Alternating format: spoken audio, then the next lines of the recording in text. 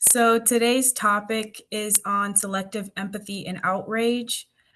I felt like it was a really relevant topic considering the recent events that have happened with the death of Charlie Kirk. And I know Z wants to touch on that too, but we also want to talk about it in a broader context because it's much bigger than just this one person and this one instance that has happened in.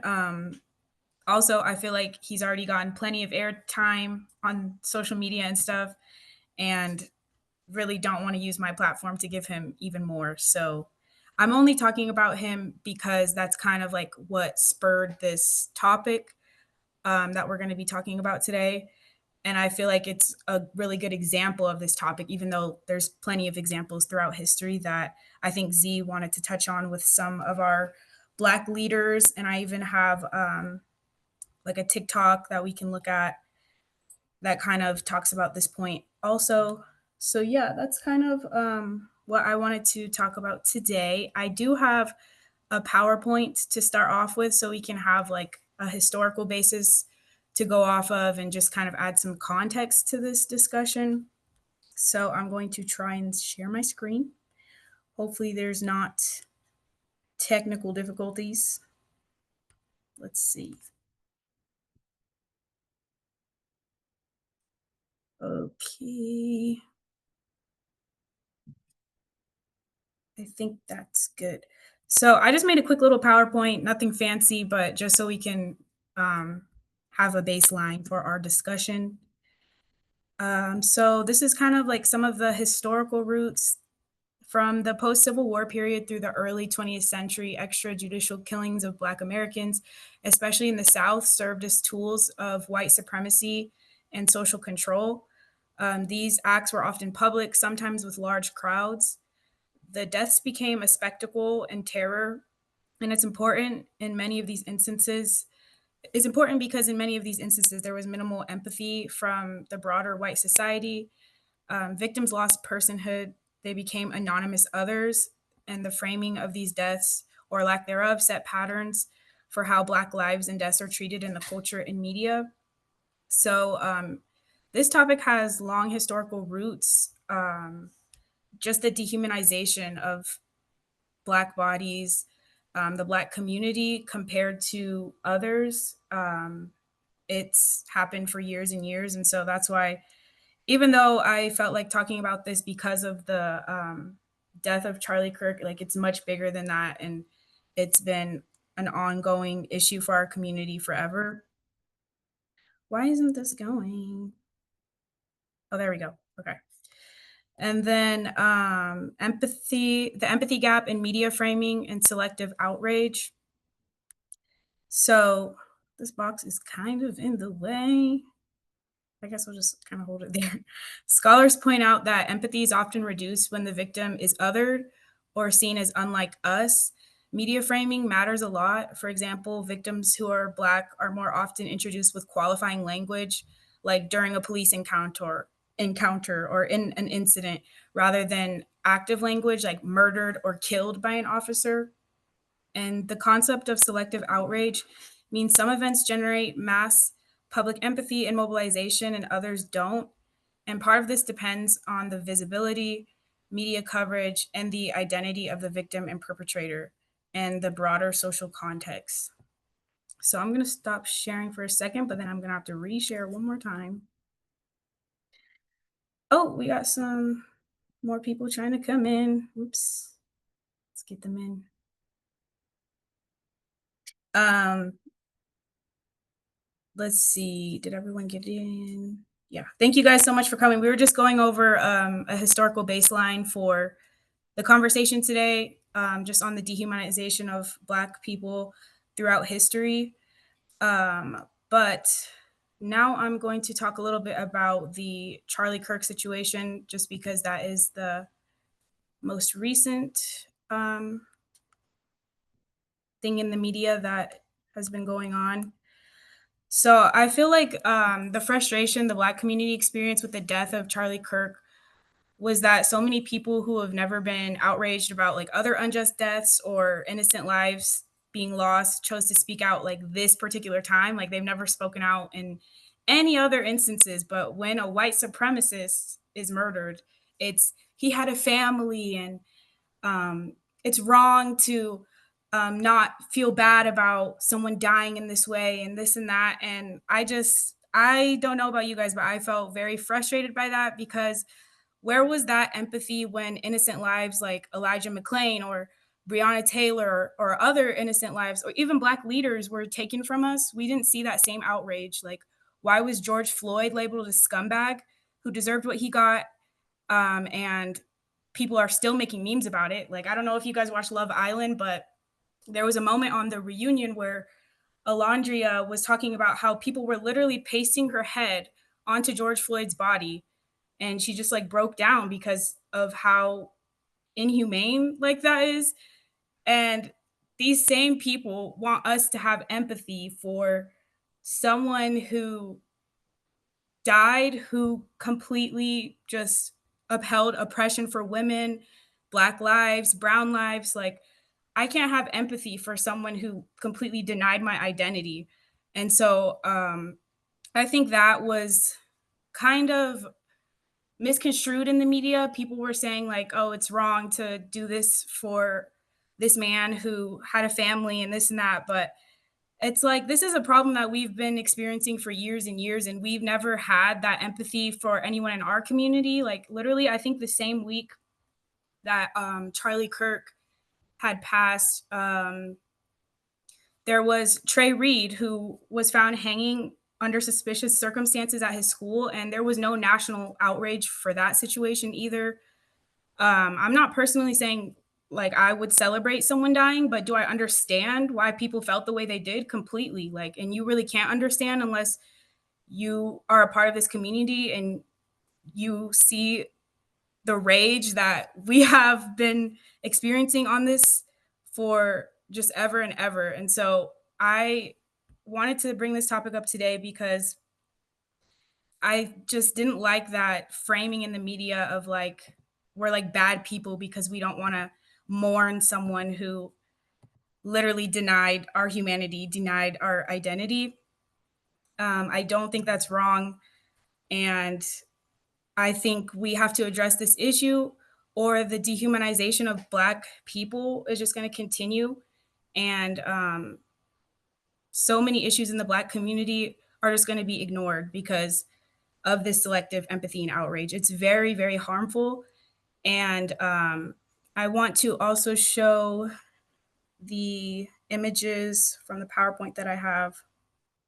So these are just some examples of people making fun of Black deaths. Um, and then also, I have a TikTok that is talking about the Black leaders aspect of it. So let's see. So this was one image I found. This was with they were wearing shirts that said "I can breathe," with the Eric Garner murder. Um, and this is just some of the images that I found. Like, there's been so many instances where police, in particular, have like made a joke about things, or like pro-Trump people have made jokes about things. Like, there was another image I found that was literally like this guy with his knee on his friend's neck and Trump signs in the background, smiling. And these are the same people that say that we should be crying about Charlie Kirk. Like, it's just wild to me. So let's see if this TikTok. Oh, perfect. Went right away. Oh wait, but I forgot I have to share the freaking sound with you guys, I think, because I always have an issue with y'all hearing it. Let's see. How do I Sorry, one sec. Y'all know me and my technical difficulties. Okay, share, share audio. Okay. Her,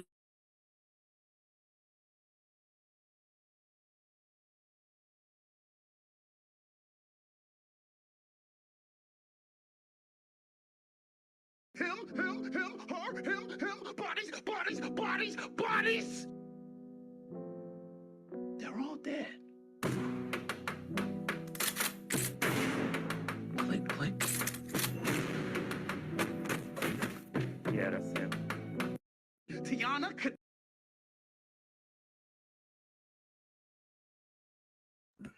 Like I said, a lot of these people that are crying out for Charlie Kirk didn't cry out for other instances of innocent lives being taken. Like these people didn't deserve to die either. They didn't do anything. For example, Elijah McClain, like that story still like touches me today. And I just wish that the same outrage that people felt for Charlie Kirk was felt for others that unjustly lost their lives. Like Charlie Kirk was honored at a football game. The president was speaking about him, but there's just so many other instances where you would think that there would be more outrage and you would think that it would be something our president should speak on, but it hasn't happened. And so it just really shows like whose lives America prioritizes and who they think deserves to be honored and mourned. And I found it just super frustrating. And so that's why I wanted to bring up this topic today. Did anybody else have anything they wanted to add on the Charlie Kirk situation?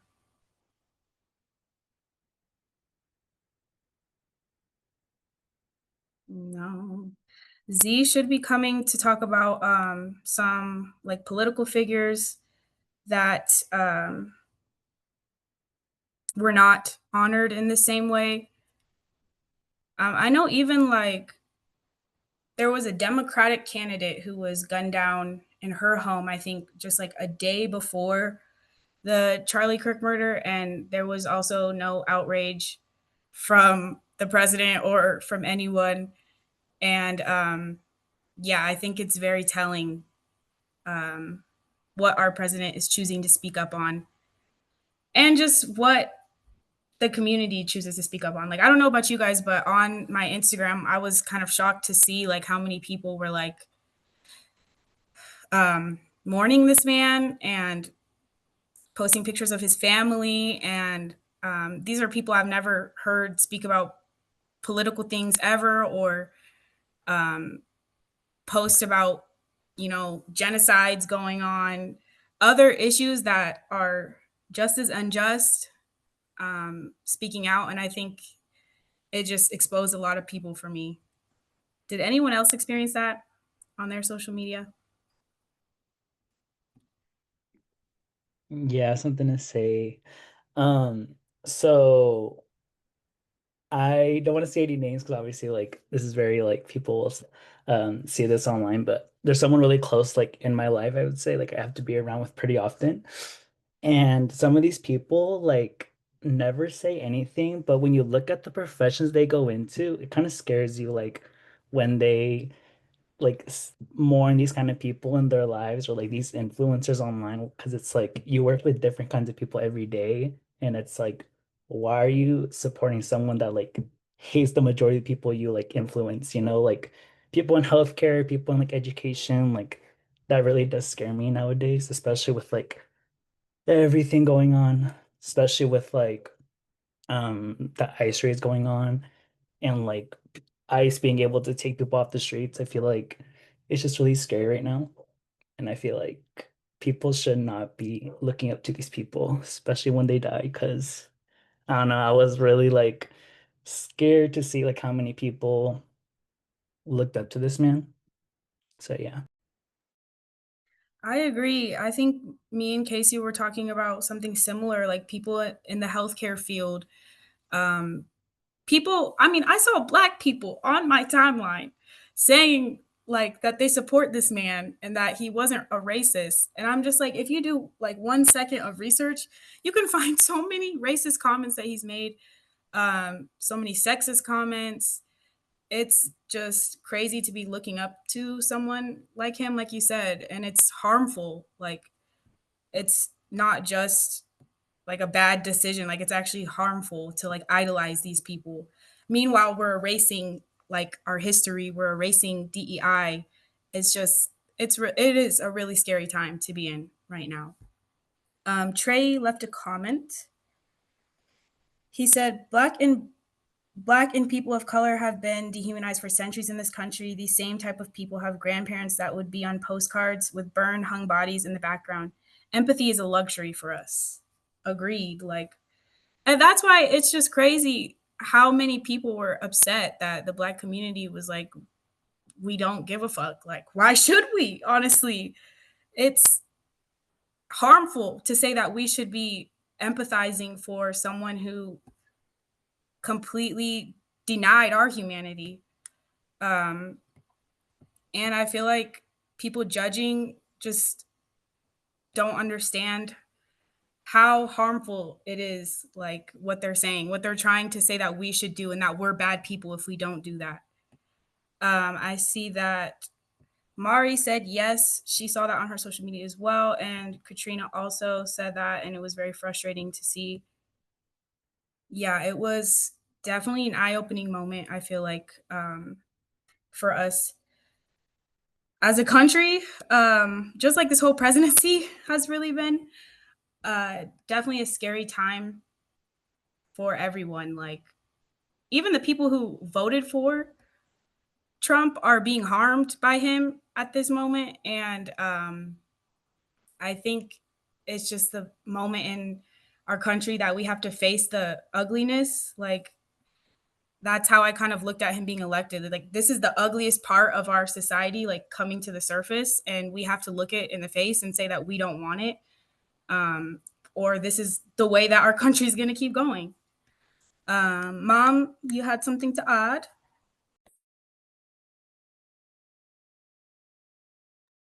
Sorry, I couldn't get off mute. Yeah, I think something that stood out to me is the amount of people in Hollywood and the entertainment industry in general that rallied around people who lost their jobs because they spoke about it in a certain light. But none of those people had I seen rallying against the children, the brown and black children that are being killed on a daily basis, or like Victor was saying, being rounded up by ICE just because they look a certain way. And that actually stood out to me, and I thought, huh, all right, I see you. You're gonna rally and help somebody who lost their job on television, but you can't rally against important issues like lives of children that are dying every day. And that actually like frustrated me. And there's people that I no longer care to even watch anything that they're in because it seems very hypocritical. Because we know that historically, Black children are treated like adults and tried like adults.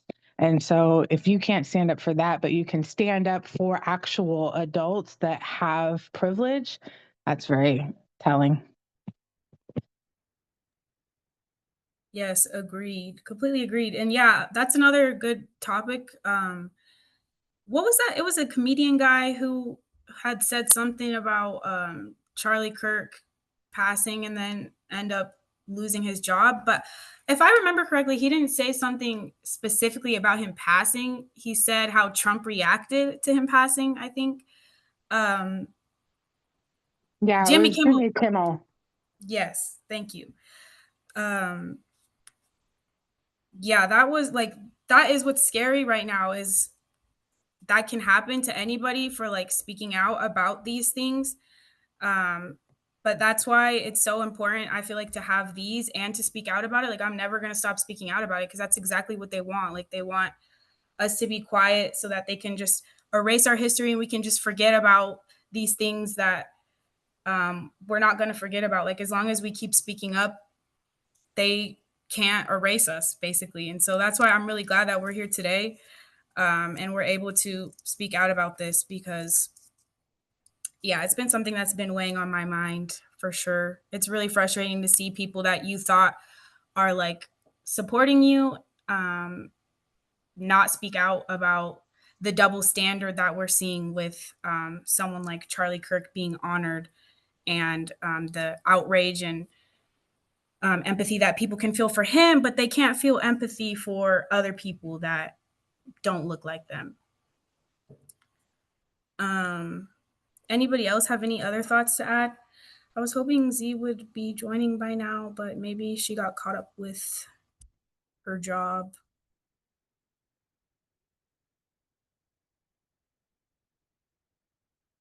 Trey, yes, please do. Hello. Okay, cool. I feel like it's been a while since I've been to one of these, and because this is a 3 hour time difference, so I'm not always able to catch them. But to what your mother said about the celebrities, I do feel like people who are far removed from issues that affect them, it's very hard for them to empathize. So when we're looking up to these celebrities, shut up, Alexa. um, when we have these celebrities and they're in these huge tax brackets and we have these expectations for them, like, oh wow, if I was in a position that you're in, I would be speaking up on this, and I'm looking to you to say these certain things, or you represent X, Y, and Z, so this is now your time. But I do feel as though people, when they get into a certain tax bracket, they make certain connections.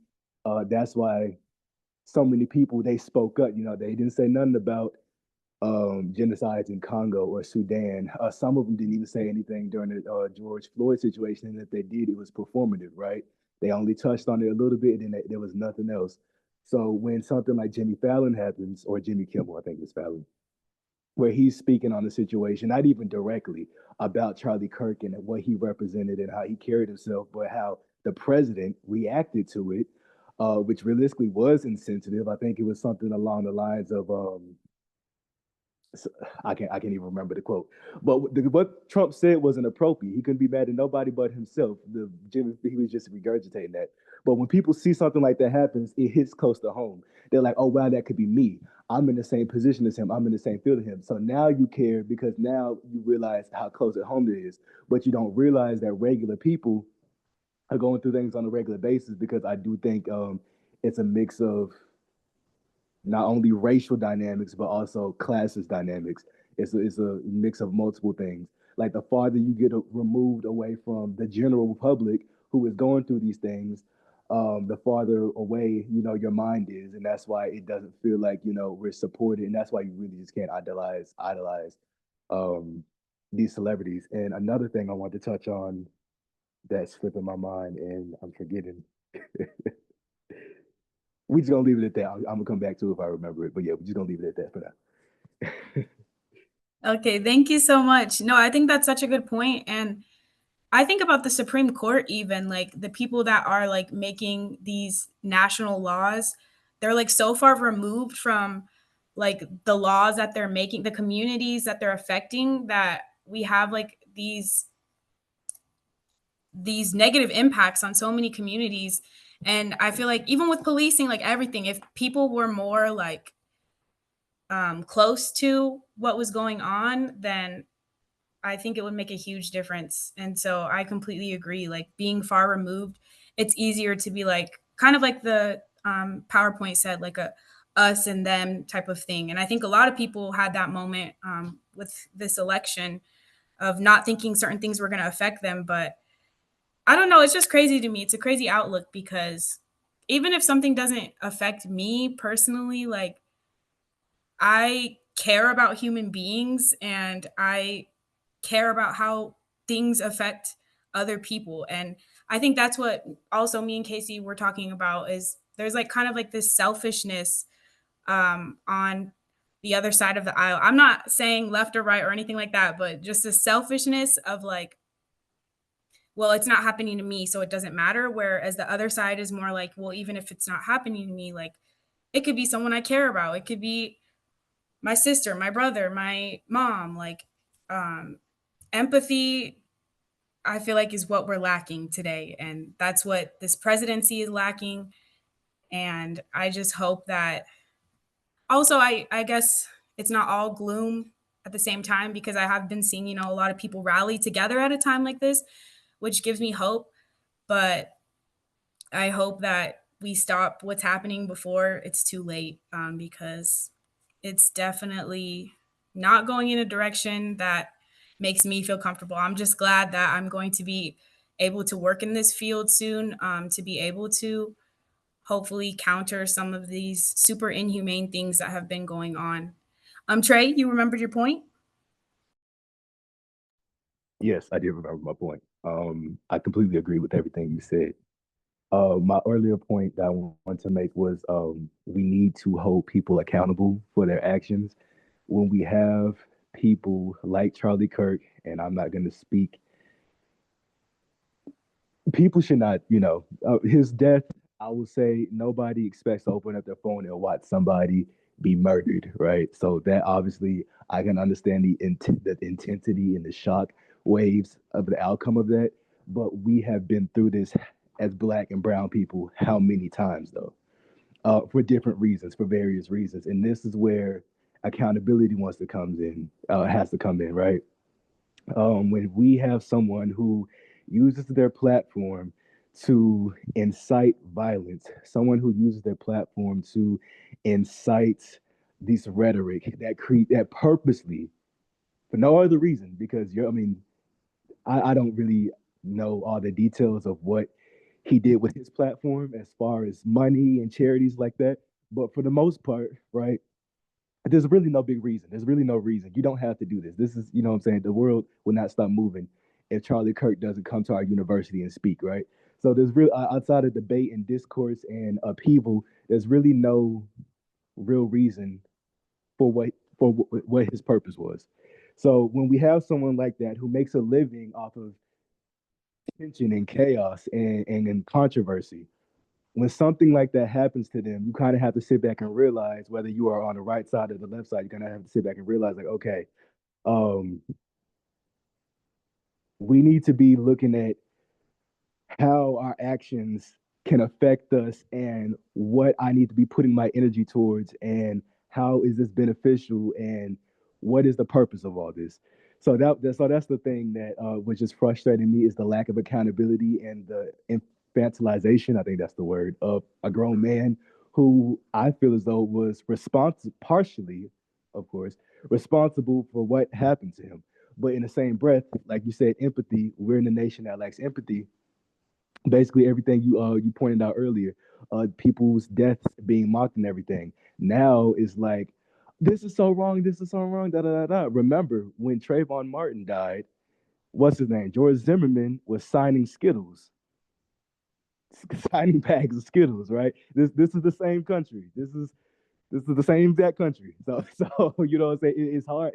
It's hard for me to feel empathy for somebody who would have justified that, right? So and I can't, in my mind, I can't sympathize. I can sympathize with the fact that somebody died, but outside of that, what else do you need from me? Or what else do you want from me? Because you're not gonna get it. These people are grown. So yeah, that was my point. Like we had to hold these people accountable. I don't forgot this girl's name, and for the sake of the Zoom meeting, I probably should have remembered it. I think her name is Kate, but I forgot Kate Clark, Katie Clark, or something like that. She, after this whole incident, after Charlie Kirk died, everything, she showed up to like a Black Pride event, or a Black Power event, something like that, where Black people decided to commune among themselves, celebrate Blackness. And she is, I've seen her in my news feed for a while, and she does the same thing that Charlie Kirk does. She goes and she basically purposely antagonizes for the point of debate or discourse or conversation. Like I said, no other reason but that. So you don't have to do your job. And she showed up to this event and she is going around antagonizing Black people, trying to incite the reaction out of them, at a Black Pride event, asking about Donald Trump and Charlie Kirk and things like that. You know what reaction this is going to get out of people. People know what they're doing. So that's why I'm like, we have to start holding people accountable for their actions, even if something tragic like that happens. Okay, well, we'll let up to this, right? So you're not gonna see me boohoo in tears and watching his wife get up in a stadium in Arizona, and it just, yeah, let me stop talking. I don't like to speak on the dead. Whether they were sorry, whether they was right or wrong, I don't like to speak on the dead. So I'm not gonna go there. But y'all know where I'm headed with that. Yes, thank you so much. I feel like you articulated the point that the Black community was trying to make perfectly. Like it's really about a lack of accountability and a double standard. And I completely get how you feel. That's exactly how I felt. I know that's how so many people on the Zoom felt about the situation. And then after a minute, I was just like so tired of even hearing about it because I'm like, dang, this man's getting more airtime than like anybody that's freaking passed away, which is insane because this is a literal white supremacist. Like I it's beyond me. So thank you so much for sharing that frustration, Trey. I think a lot of us can relate to that feeling as well. Did anybody else have anything they wanted to add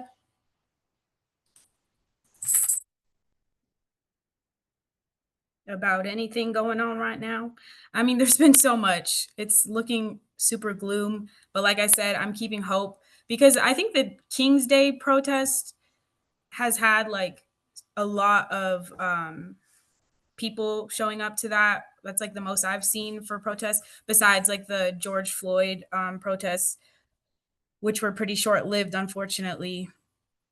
Um, but it shows that we do still have people out there that care about what's happening to people and that we can depend on because it does feel a little lonely sometimes when all of this is happening, at least for me. I don't know if you guys can relate, but Um, did anyone here participate in the King's Day protest? I participated in the first one. I did not the second one, but I did see even in Pullman. It's like a really small like area. It was like a pretty good turnout. Like there was a lot of people, and it just made me feel hopeful because there was old people, there was young people, there was white people, there was black people. Like it was just there was gay people. It was everybody coming together to be like, no, like we don't want this. This is not the country that we want to live in. Did anyone else go to those protests or a protest?